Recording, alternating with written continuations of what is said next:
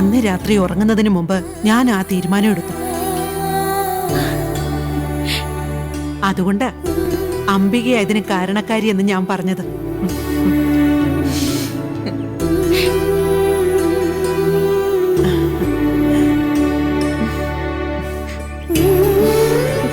ഒരു കാര്യം എനിക്ക് ഇന്നത്തോടെ ബോധ്യമായി അംബികെ. എന്റെ കണ്ണടയുന്നതിന് മുമ്പ് ആ സരസ്വതി ക്ഷേത്രം പഴയ പേരും പ്രതാപവും വീണ്ടെടുക്കും. അതിന് എന്റെ ഈ കൊച്ചുമോള് കാരണക്കാരിയാവുകയും ചെയ്യും.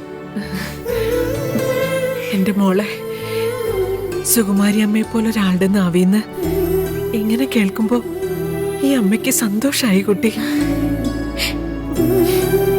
ഈ ജന്മത്തിൽ ഈശ്വരൻ എനിക്ക് തന്ന മോളാ നീ.